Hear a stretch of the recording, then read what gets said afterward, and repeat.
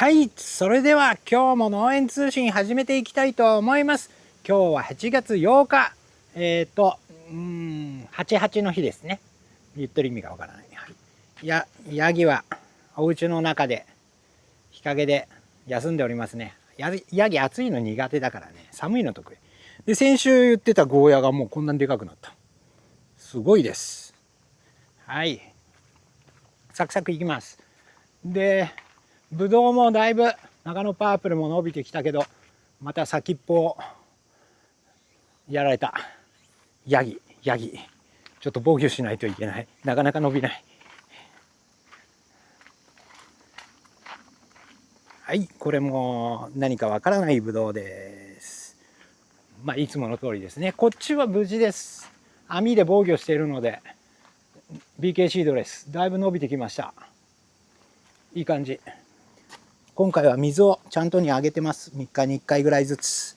枯らせないために。雨降るは降るんだけど、バーッと来てすぐ止むみたいな感じですね。里芋もちょっと水不足だな。水かけてやるか。こいつは水かけなくても元気だな。すごいやばいよ。こんなになるんだね。あれ。バナナの株分けもしてあげたい。すごいよ。花は上がってこねえよな。花は来ないですね。まだ。今年はもう無理ですね。今から来たとしても間に合わないからね。ちょっと残念ですがね。はい。行きましょう。特に変わったことは特にないか。F7 を植えたんですけど、あれですね。ちょっと困っているのは。前回、定食の動画もきっちりちゃんと撮ったんですけど、なぜかスローモーションで撮られてて、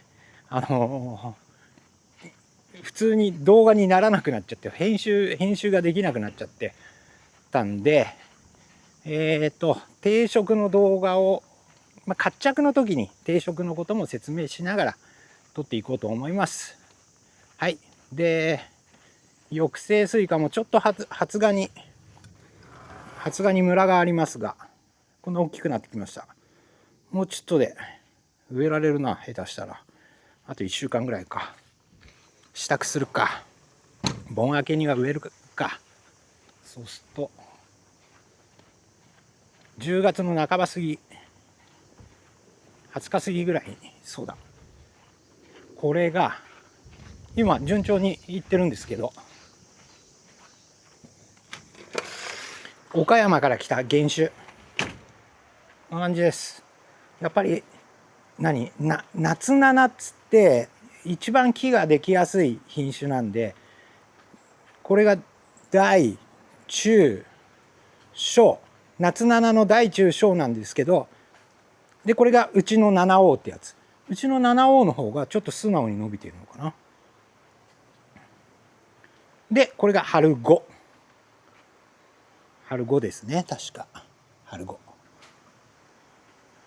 うちのこれも夏系ですね。順調に来てますが、最近ね、花が飛び始めた。ある。ここはある。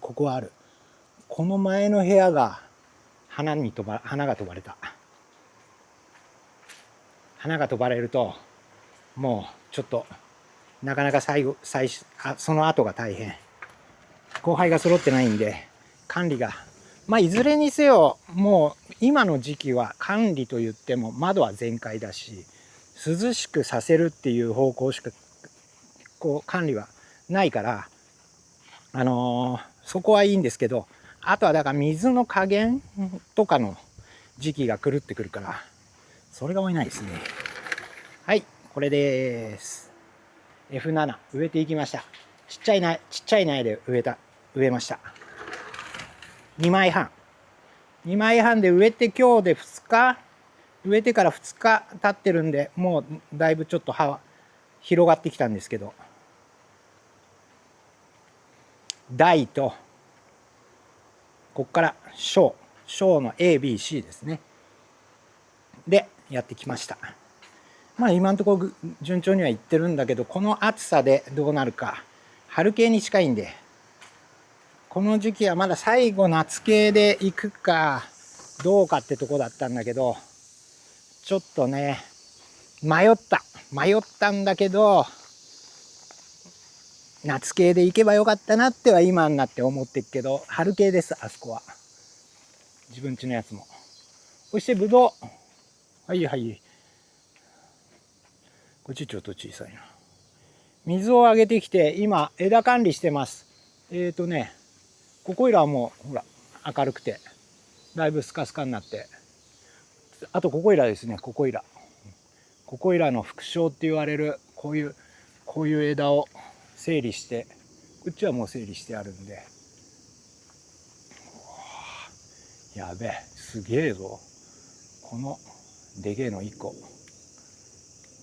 食う。おいでかいいただきます。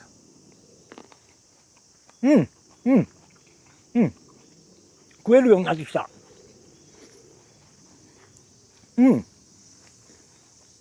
酸味はあるけどうまいとこ。もう少しずつ食えんな。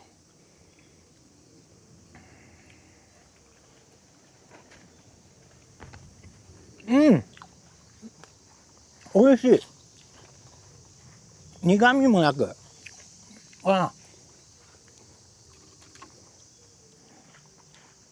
少しずつつまみ食いしていこう。ではコメント返しどんどん始めていきたいと思います。涼しい。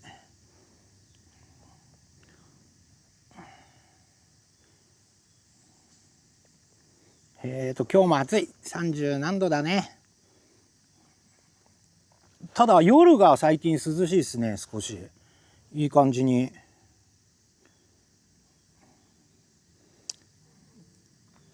熱帯夜とかじゃない。僕冷房苦手なんで、どうしても暑くて寝苦しい時は冷房やるんですけど、全然冷房しなくても扇風機だけでいける。これちょっと待って、こうでどうだ。こうかこれ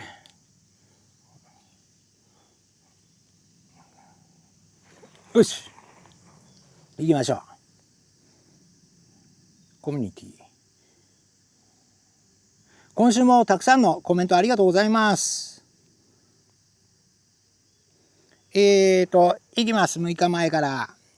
まずは先週の農園通信の動画にコメント、猫さん、全く別の話で恐縮ですが、スマホを含む精密機器で太陽温度が全く、裏面をご覧ください。太陽30度以上だったかな。当方のスマホは焼きハマグリのように開きました。東京でも冬エアコン室外機が止まることも、家電製品の打弱性停電も想定しないといけない。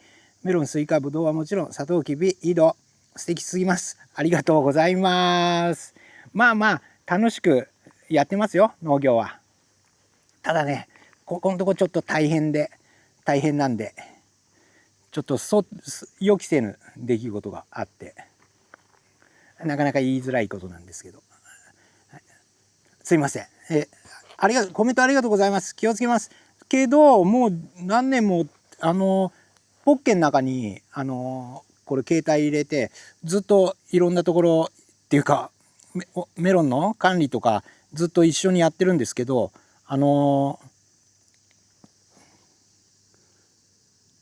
まだハマグリみたいになったことないな。急激に冷えると急激に温度が上がるとかっていうこともないんですけどね。はい、一応でもありがとうございます。気をつけます。本田さん、僕のコメントありがとうございます。水を3回与えてみます。ありがとうございます。そうだね、今暑くて乾きがいいんで、葉っぱからもどんどん蒸散していっちゃうんで、水不足にはなりがち。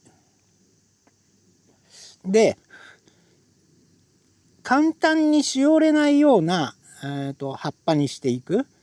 水をしっかり乾かしてからくれるっていうやつを繰り返すと、いつも水がある状態の木よりは頑丈になって、なかなか水がちょっとぐらい切れたぐらいではしおれづらくなるんで、そんな感じでもう最初のから生産もしっかりしながら作っていくしかないですね。水出来の木になっちゃうと、もうちょっと水が乾いただけですぐテレンってくるんで、そうするとちょっと難しいですね。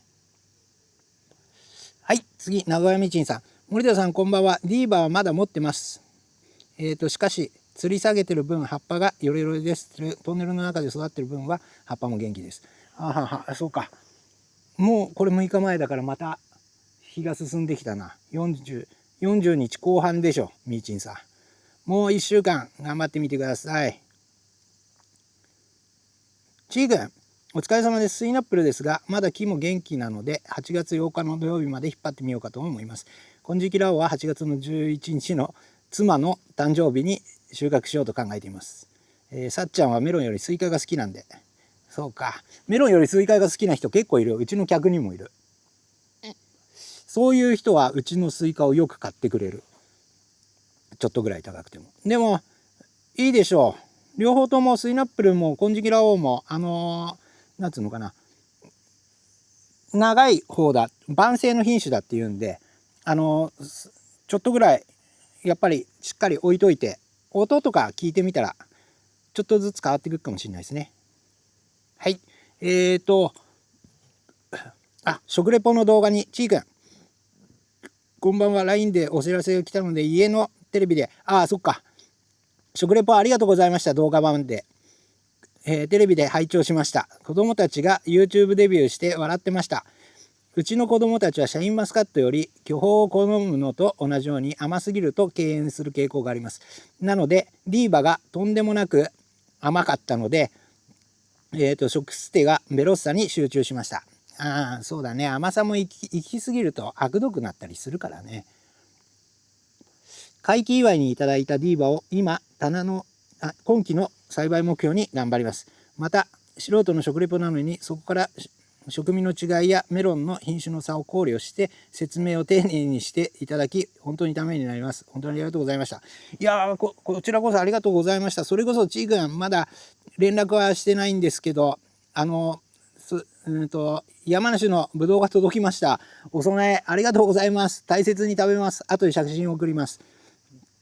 名古屋みちんさん、森田さんこんばんは。今自分のディーバー45日目です。この暑さだと時短になって50日くらいでもいいでしょうか。4日前で45日。今49日。いやでもね、ディーバーはね、日にち食うんすよ。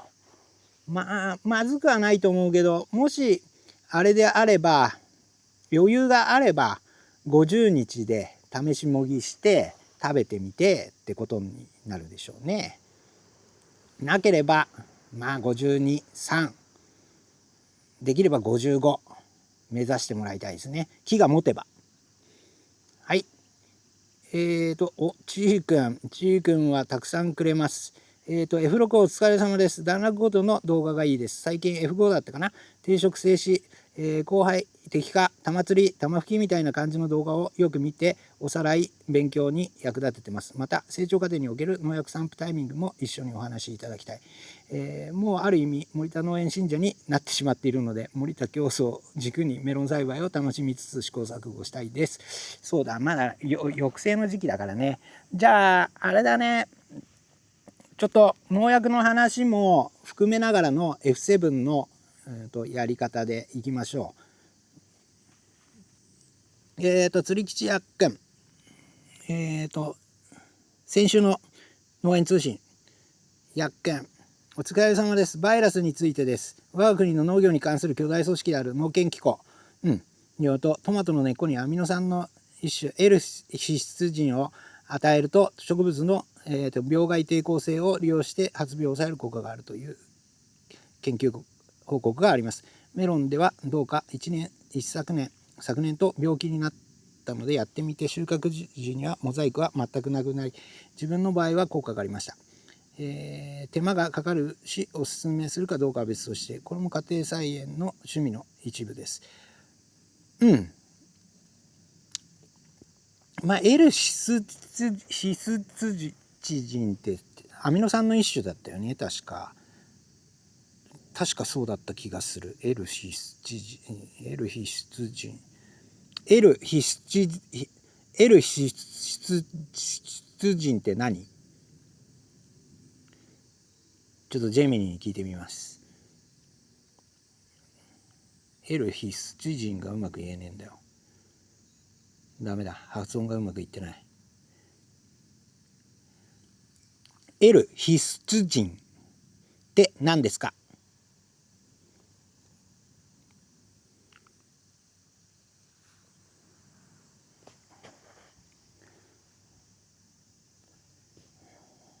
やっぱりアミノ酸。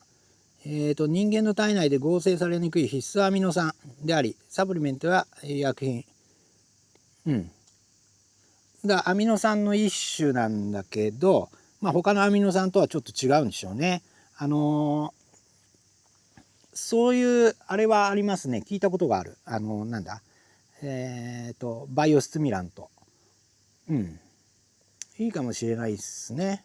もうなんだ蒸気とかなくて、もしあれするんであれば、アミノ酸は結局は窒素になるいい栄養素にもなるんで、やっといて損はないでしょう。肥やしの一部だとあれを成長をよくさせるためって考えるのもいいかもしれないです。はい、モザイク病の動画で、スーパーパワーマッキントッシュさん、スーパーパワーマッキントッシュさん、モザイク病の対応参考になります。連作に対してお聞きしたいのです。すべて自己内で育てていることですが、どのような対策をしているのでしょうか。アールス、純系アールスってね、それこそそういう土壌系の病気で、アールス病ってフザリウムの病気が非常に出やすい品種で、これをやるんだとすると、あれをしないといけない。蒸気消毒、ベッドで。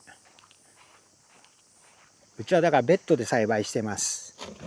この中の土だけで育てて、長いプランターみたいな育て方です。でそこに毎作蒸気をかけて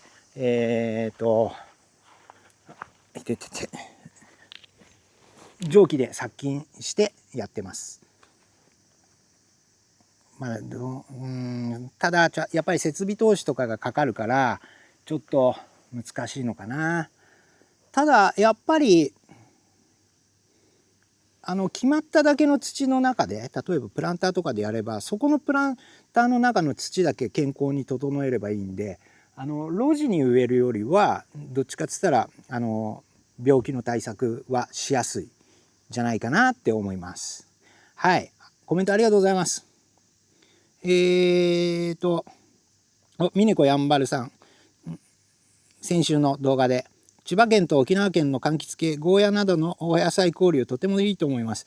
いや本当に楽しいですよ。特に離れ小島の沖縄とはだいぶ違うものがいろいろあるんで、気候も全然違うんでね、すごく楽しいです。ありがとうございます。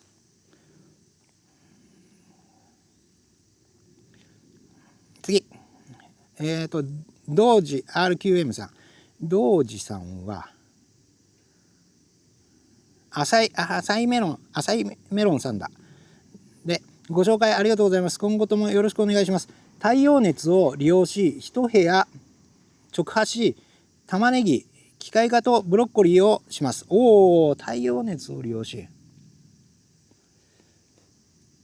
非農家なのでお家が新築で建っちゃう。やっぱりね、今高いもんね。機械でにしろ何にしろ。で、4月からスタートで、ブロッコリー10から12月、50ある、5単。跡地も1月植え付け、玉ねぎ、残りの1ヘクタールからは、1丁だね、3000坪。直葉、10月に播種、プラス予備苗、年々拡大予定、空いた時期に、委託を受託。中高カルチャー、追肥とその他、メロンと金色スイカは、個人的に衝撃を受けたので少量作ります。100ずつくらい。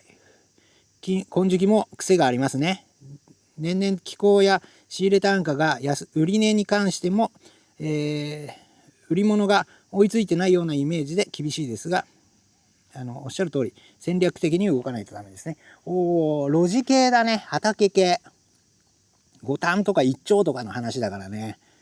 これはもうどっちかっつったらまだ設備建てるよりはいいのかもしれないね。ただ日々の草刈りだとかの農地の維持がやっぱり大変ですよ。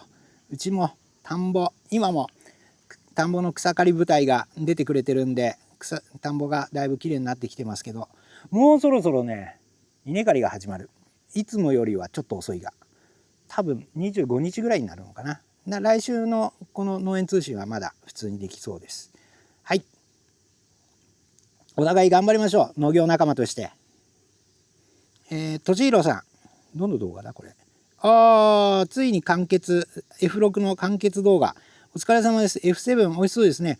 美味しかった。自分で言うのもなんだけど、なかなかうまかった。以前の動画でアールスメロンは他のネットメロンに比べ独特の美味しさがあると説明されていたので、来年はアールスを増やそうと考えています。そこで作りやすいおすすめの品種を3種ほど紹介願います。作りやすいのはベルダ圧倒的に作りやすい。あとね、ベルモランミカドのミレーっていう品種も作りやすい。で、いいメロンになる。あとはちょっとあれだね。あれだけど、みやびは純系アールスに近いようなものでできるんで、みやびのもなんか品種やってみたらいいんじゃないかな。特にみやびの夏系とかはだいぶ舌触りも純系に近いような舌触りでできる。ベルダはちょっと落ちるかな。硬い系のメロンになるかな。ただネットとかはしっかり回って糖度も上がるんで、その3種ですね。ミカドのミレーはもういいっすよ。あれも早春晩秋と春秋と初夏みたいな3種類ぐらいはあるんで、ちょっと試しにやってみてください。良くなると思います。名古屋名人さん、森田さんこんばんは。森田メロンの F3 と同じぐらいの時期になりますね。ハウスがないからトンネルで頑張ります。トンネルでもいけるっしょ。今から植えれば。今から植えて10月中取り、トンネルだったらいけるんじゃないかな。いけると思いますよ。まだ11月まで。そうか、場所によるのか。寒さが来る場所だとちょっとね難しくなっちゃう。本田さん、マリアージュメロンはどうですか。そっち系のメロンをいまいちちょっとやったことがないんですよ。のでちょっと何とも言い難い。コメントありがとうございます。インドネシアからもプリアスリガペスさん、プリラスリガペスさん、ヤミーって来ていますね。美味しいってことだね。コメントありがとうございます。鳥まかしもう一個来てる。メローンさん、森田さん、これは本当にすごいですね。この種類のメロンは1本の木に何枚の花が残るのでしょうか。ありがとうございます。だいたい12、3節にメロンをならせて、でその上を16枚ぐらい取るのかな。16から18枚取るんで、18枚と12で30枚。そして下葉をそれまでに4枚ぐらい取ってあるんで、26枚ぐらいですね。26枚です。コメントありがとうございます。鳥まかし。太陽熱ビニール。昨日やってみたけど草は生き生きしてました。なぜだろう。もう一度やってみます。多分隙間風が入っちゃってんじゃないかなと思って、きっちり四隅を蓋してあげる。ピンピンにしてこう隙間風が入んないようにやってみてください。水さん、コメントありがとうございます。今ね暑いからこの太陽熱除草の動画がじゃんじゃん伸びてるんで嬉しいことです。過去の動画が伸びるのも嬉しいです。千匹はメロンの最終回でグルーブさん、育っていく過程を随時更新に1票です。家で育てている野菜もそうですが、日々の成長やお世話の仕方次第で出来栄えや味が違うので、子供を育てるような動画が大好きです。わかりました。そのようにやることにします。コメントありがとうございます。ロマママさん。あれだ。食レポのロマママさん。YouTube の宣伝までしていただきありがとうございました。ご覧います。とても美味しい TL 高見メロンでした。いや、こちらこそ、食レポありがとうございます。ロジメロン後輩のタイミング。トマトトーンで後輩のやつか。この動画早く、マリマリさん。この動画早く目に留まればよかった。メロンに初挑戦してましたが、受粉してもいまいちです。でも知れてよかったです。注文して間に合ったらやってみます。ありがとうございます。こちらこそありがとうございます。咲く前日にやりましょう。そうすれば膨らみます。ジャイアンさん、3代目 F3 の千匹アメロンの動画、これも昔の動画です。用語の説明をしてくれないと専門用語が多くて何言ってるか分かりません。確かにね。ただ昔の動画からでその言葉の意味は少しずつあれしてるんですけど、いきなりこれ見たら分かんない。生産とかって多分分かんないと思うんですけど、生産は水を切ること、定植は植える、移植、苗を移植する。で採芽っていうのは種の芽出しをする。あとはちょっと難しい。整枝、整える枝。枝を整える作業のことを整枝って言ったりします。そうですね。とりあえずそれぐらいであれかな。専門用語と言われるぐらいのものは。でもコメントありがとうございます。気をつけてその都度そんなことも言いながらやっていこうと、説明しながらやっていこうと思います。ジャイアンさんありがとうございます。次コンバイン、昨日出したコンバインの動画か。超人さん、これ中国からだ。中国では2000万あれば新品のジョンディア 6M2104 トラクターや稲刈りも適した新品のジョンディア C230、穀物収穫機が買える。確かにね、そう思うんです。そうですけど、日本の田んぼなかなかこう刈り取り時期にジョンをなかなか入れられるような状態ではないんで、きっちり乾くようなところじゃないんで、やっぱりコンバイン型が必要ですね。コメントありがとうございます。シェイシェイ。やっちゃんさん、我が家の近所も草をロールにしているのを見ますが、稲を刈り取りながらロールにしてそこに乳酸菌まで入れて牛の餌にしているのは初めて知りました。知らないことがたくさんあることに気づかされました。スケールがでかすぎてイケイケですね。我が家のコンバインは、30年超えでだまし使っていましたが、今年から近所の方にお願いしました。近所の方お願いされる方が、僕たち百姓を自分家でもう機械で枯れなくなっちゃったからみたいなやつをお願いされて作業受託して借りに行ったりしますね。でこのコンバインはやっぱり結構ね理にかなってるというか、酪農家の方も肥育でもいいんだけど、牛の餌もやっぱりえらい高くなってる。輸入が多いんですっごく高くなってるみたいで、この国産の WCS がある程度安価な状態で手に入ればすげえ喜んでますね。食わせられる量もちょっと乳脂肪とかに影響があるんで、なんつうのかな、草が多い、穀物がそんな入ってない、未熟なお米が少し入ってるだけなんで、ないんで乳脂肪分に影響があるんで、この何%ぐらいまで、何十%ぐらいまではこのロールでいいですよみたいなのが決まってるみたいですけど、積極的にそこ1杯ぐらいまではみんな食べさせてくれてます。はい、コメントありがとうございます。そろそろメロン収穫です。頑張ってください、やっちゃん。スーパードロップボールさん。太陽熱除去、ブルーシートで簡単に枯れてしまうようだと、ピクニックなんかで綺麗な芝が生えているようなところだとまだらになってしまって景観が咲いてことも景観が最悪にってことになってしまうこともありえるわけですね。やっぱりある程度の時間が必要なんで、そして結構ね四角に密閉してあげないとそんなに影響が出ないんですよ。うちもなんでこれを思いついたかっていうと、これ芝生全部貼ってあるんですけど、ここに温室の中に貼ってあったビニールをこう出してきてこう広げてたら芝生が枯れたんですよ。これは草も枯れるんじゃねえかみたいな感じで。でも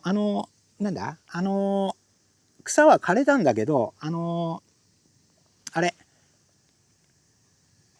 上っ面が茶色くバッて枯れただけで根っこは生きてたんで、それこそこの動画みたいに一日中やってたりしなかったんで、上がちょっと焼けたぐらいで済んだんで、その後すぐ芝刈りして枯れたところ買ってあげたら次健康な芝生が出てきて普通に今までみたいに戻りましたけどね。はい。だけどだから綺麗に四隅止めないように芝生にピクニックのシートを貼ってればそんなに影響ないと思います。